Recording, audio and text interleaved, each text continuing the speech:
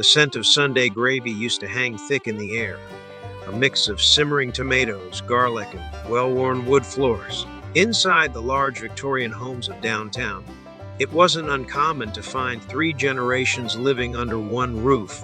The houses, with their high ceilings and sprawling rooms, were built for it. Kids, sometimes 5 or 6 of them, would race through the halls, their laughter echoing off the grand staircases. Their grandparents occupied the quiet front parlors, telling stories while keeping a watchful eye on the street. These homes were bustling hubs of life, filled with a constant clamor of large families. As the decades turned, so did the demographics. The old families grew up and moved on, and a new generation took their place. But this generation was different. They had smaller families, maybe 1 or 2 children, if any. The grand old houses felt too large, too empty.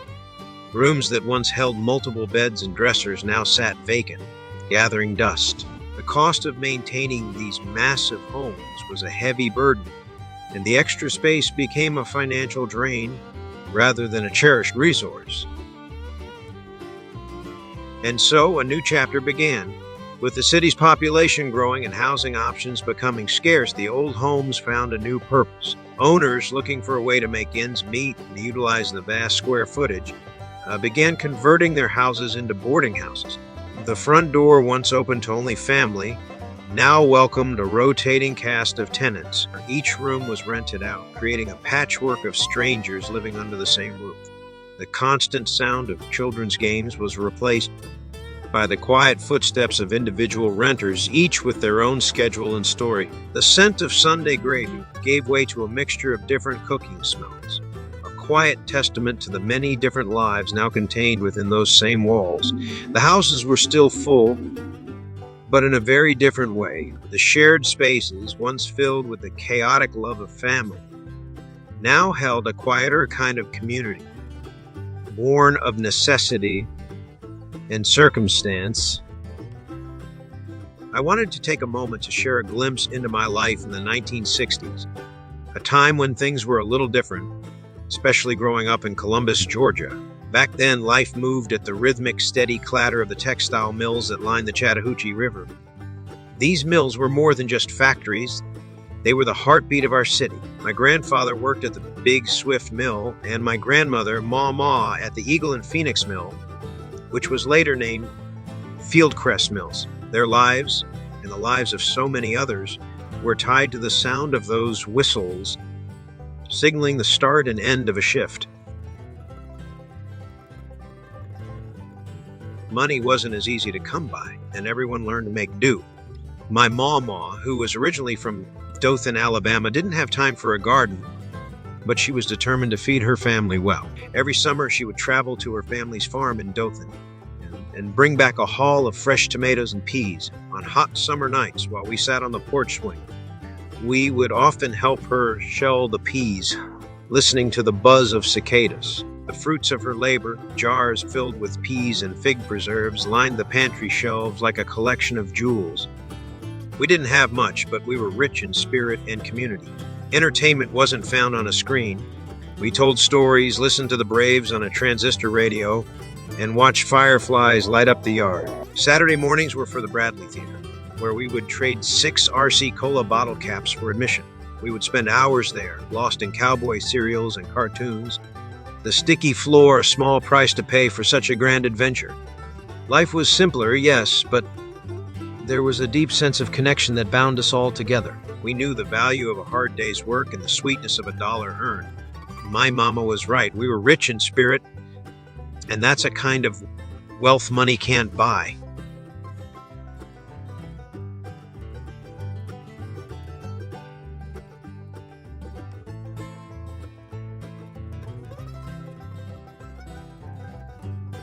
The year was 1961, and my world was a small 2-story boarding house on 11th Street and 5th Avenue.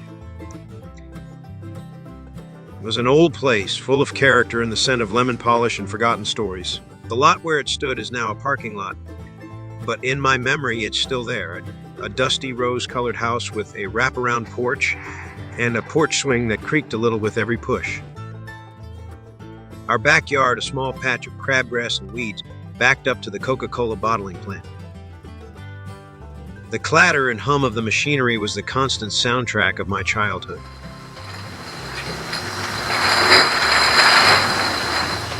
I'd watch from my window, mesmerized by the long line of trucks, their red and white logos gleaming in the sun, as they rumbled in at the end of the day. They'd fill up the entire lot on 6th Avenue, a sea of shiny metal and promise of sweet, bubbly drinks.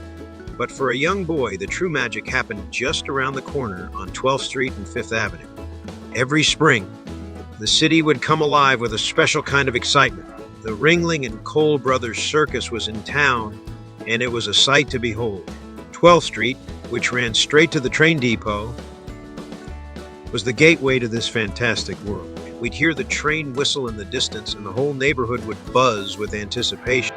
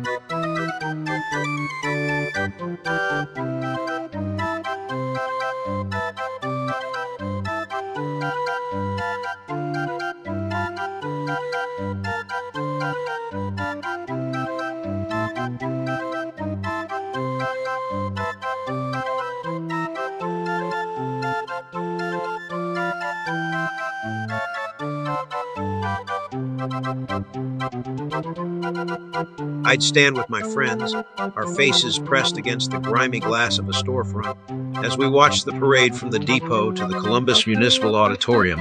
Clowns on stilts handed out colorful lollipops, their exaggerated grins as bright as their costume.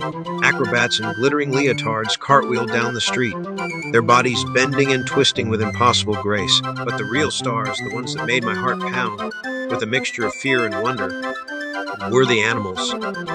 Elephants, their wrinkled skin like ancient maps, lumbered down the street, their trunks swinging gently as if they were enjoying a leisurely stroll. Tigers and lions, their coats a blur of orange and black, were paraded in cages, a menacing, wild energy contained just inches from the curb. The sight of a grown tiger, its golden eyes staring out at the crowd, was both terrifying and magnificent. As an adult, driving by that same street, I still feel a little bit of that magic. The buildings are different, the streets are wider, and the world has changed. But in my mind's eye, I can still see the parade of elephants, hear the roar of the crowd, and taste the sweet candy from a clown's outstretched hand. That little boy, standing on that curb, saw something he would never forget, and for a little while he believed that the world was a truly magical place.